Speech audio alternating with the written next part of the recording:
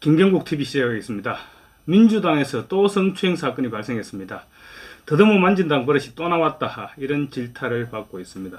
민주당 친 이재민계의 핵심 현근택 변호사, 다가오는 총선에서 비명계인 윤영찬 의원의 성남중원에 출마하겠다면서 예비후보로 지금 등록해 놓은 상태입니다. 친명계 핵심들이 비명계 핵심 인사들의 지역구에 공천을 신청해서 비명계를 몰아내겠다는 이른바 자객공천 논란을 불러오고 있는 그 당사자 중 한 명이기도 합니다. 현 변호사는 같은 당 소속인 지역 정치인의 수행비서에게 성희롱성 발언을 한 사실이 알려져 지금 논란이 증폭되고 있습니다. 잊을만 하면 터져나오는 민주당의 성추행 버릇. 사고가 날 때마다 민주당은 재발 방지 약속이니 무슨 TF 구성이니 계속 뭘 했지만은 계속 결과적으로는 미온적으로 대처하다 보니 사건은 재발의 재발을 번복하고 있습니다. 현근택 변호사의 성추행 과정은 이렇습니다. 민주당 성남지역 정치인인 이석주 씨의 수행비서로 일해온 아마 뭐 시의원 기초의원이나 이런 정도 되는 것 같습니다. 이석주 씨의 수행비서로 일해온 50대 여성 A씨는 자기 가게를 꾸리면서 열심히 살아온 사람입니다. 아이 둘을 돌보면서도 일에 대한 자부심을 잃지 않았다고 합니다. 2년 전부터 이석주 씨 수행비서로 일했습니다. 그런데 지난 연말 성남의 한 호퍼집에서 열린 시민단체 연말 송년회에서 한 변호사로부터 부적절한 농담을 듣고는 일까지 그만두게 됐다고 합니다. 오늘 JTBC가 보도했습니다. 보도에 따르면 지난해 12월 29일 밤 성남의 한 호퍼집에서 열린 시민단체 송년회에서 현 변호사는 이석조 씨와 나란히 앉은 A씨에게 너희 부부냐? 이라면서 먼저 말을 걸었습니다. 이에 A씨가 변호사님 누구랑 누가 부부예요? 라고 묻자 현 변호사는 석조하고 너하고 부부냐? 너네 감기도 같이 걸렸잖아. 라면서 하하하 웃었다고 합니다. A씨가 말이 지나치다면서 삼가해 달라고 했지만 현 변호사는 계속 말을 이어갔습니다. 니네 같이 사냐? 그 말에 뒤통수를 한 대 맞는 느낌이었다고 합니다. 나에 대해서 얼마나 안다고 니네 부부냐? 니네 같이 잤냐? 하하. 그 목소리가 맴돌아서 그날 밤을 꼬박 세웠다고 울분을 토로했습니다. 열심히 일한 시간이 무시됐다는 비창감을 느낀 A씨는 결국 일을 그만뒀습니다.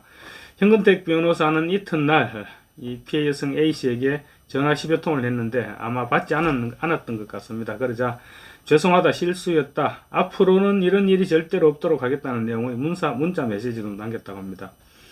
현 변호사는 입장을 묻는 JTBC 기자에게 원만하게 합의하려는 상황이다. 무슨 말을 해도 2차 가해이기 때문에 할 말이 없다고 말했습니다. 역시 반성보다는 합의가 우선이었습니다. 현 변호사는 이 대표의 대선 후보 시절 대변인을 맡았습니다. 그리고 경기도 대북 송금 의혹 사건과 관련해서 이화영 전 경기도 평화부지사의 변호를 맡기도 했습니다.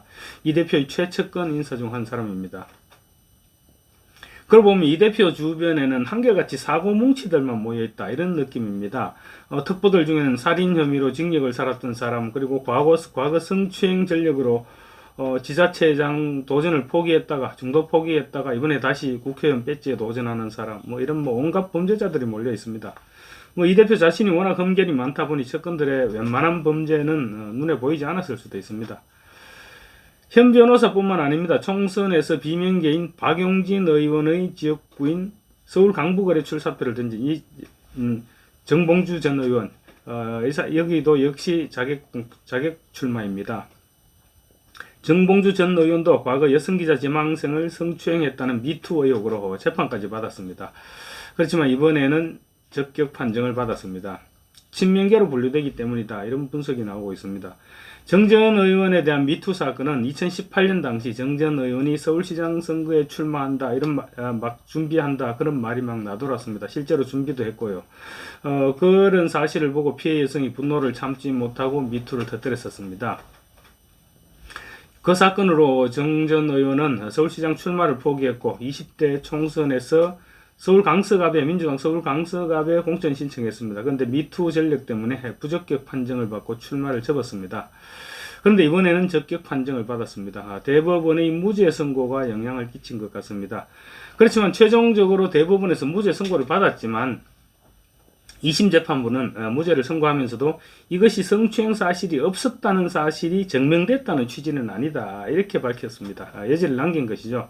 뚜렷하게 성추행을 했다는 증거가 없을 뿐 성추행을 했다는 의심은 있다는 것이죠. 그래서 민주당 일각에서는 정전 의원의 미투 의혹이 해결되지 않았다 이런 점에서 다시 출마 기회를 주는 것은 좀 무리수가 아니냐 이런 견해도 없지 않습니다. 그리고 또 박완주 의원 노래방에서 보좌진을 성추행했다가 민주당에서 제명당했죠. 근데 심지어 박완주 의원은 보좌진의 동의 없이 본인의 피해자의 동의 없이 피해자를 면직시키려 했다가 2차 가해 의혹까지 2차 가해 논란까지 일었었습니다. 이재명 대표의 또 다른 측근인 강위원 특보 과거 성희롱 전력이 드러나서 2018년 광주 광산구청장 선거 출마를 중도에서 포기했습니다. 당시 성희롱 상황을 해명하다가 2차 가해 논란도 불거졌고 그 사건으로 손해배상 확정 판결까지 받은 바 있습니다. 그럼에도 불구하고 강의원 특보는 광주광역시 광산갑 지역구 출마를 위해 지금 검증 서류를 제출해놓고 결과를 기다리고 있습니다. 이재명 대표의 측근이라는 믿음 때문에 서류를 제출할 수 있었던 것 같습니다. 아직 결과는 지켜봐야 될 것입니다. 민주당 소속이 된 김병관 전 의원, 여기는 동성 성추행 혐의로 지난해 징역 10월에 집행유예 2년을 선고받았습니다. 또 지난해 부천시의회 민주당 박성호 의원, 합동연수만찬장에서 국민의힘 소속 여성 의원 2명을 성추행했다가 결국 의원직을 사퇴했습니다. 비슷한 시기에 세종시의회에서는 동성인 동료 시의원을 성추행한 혐의로 민주당 소속 세종시의회 의장이 불구속 기소됐습니다. 정청래 의원의 아들은 여중생을 성추행의 무리를 일으켰는데 아버지인 민주당 정청래 의원의 공천에는 아무런 영향도 끼치지 못했습니다. 민주당의 성추행은 사실 어제 오늘 일이 아닙니다. 민주당 성추행하면 떠오르는 인물이 세 사람 있죠. 바로 안희정, 박원순, 오거돈 3명의 광역단체장은 하나같이 권력형 성추행을 저질렀죠. 시간차로 들통난 세 사람의 성추행으로 온 나라가 시끄러웠지만 민주당은 피해 호소인 운운하면서 가해자들을 감싸기에 바빴습니다. 2018년 당시 유력 대권 주자였던 안희정 전 충남지사 수행지사 성폭행 의혹이 불거졌을 때 민주당은 젠더폭력 TF 그리고 젠더폭력 신고 상담센터를 설치해서 재발 방지를 하겠다 이렇게 약속을 했었습니다. 그런데 2년 후에 오거돈 전 부산시장의 여직원 강제추행 사건이 터졌죠. 오 전 시장은 해당 혐의를 스스로 인정하고 부산시장직에서 사퇴했습니다. 민주당은 당시 사건 때에도 역시 젠더폭력 근절대책 TF를 꾸렸습니다. 그렇지만 뾰족한 대책은 거의 나오지 않았습니다. 뾰족한 대책이 사실은 젠더폭력 대책에 뾰족한 대책이 나올 수가 없죠. 사람 머릿속이 문제니까.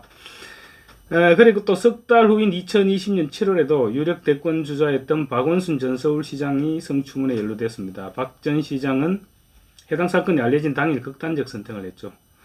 주목할 만한 사실은 박 전 시장이 극단적인 선택을 하고 난 이후 민주당에서는 여성 의원들이 오히려 앞장서서 피해자를 피해 호소인 이렇게 지칭하는 등 끊임없이 2차 가해를 가했었습니다.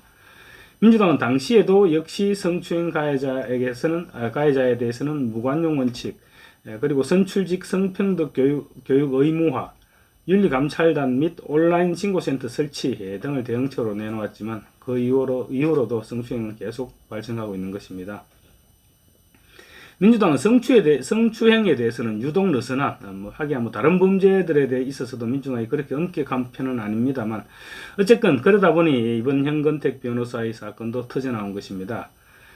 마침 민주당은 지금 공천을 앞두고 있습니다. 이번 공천 과정에서 민주당이 성추행 전력자들을 어떻게 처리하는지 이것을 지켜보는 것도 재미있는 관전 포인트가 될 것입니다. 감사합니다.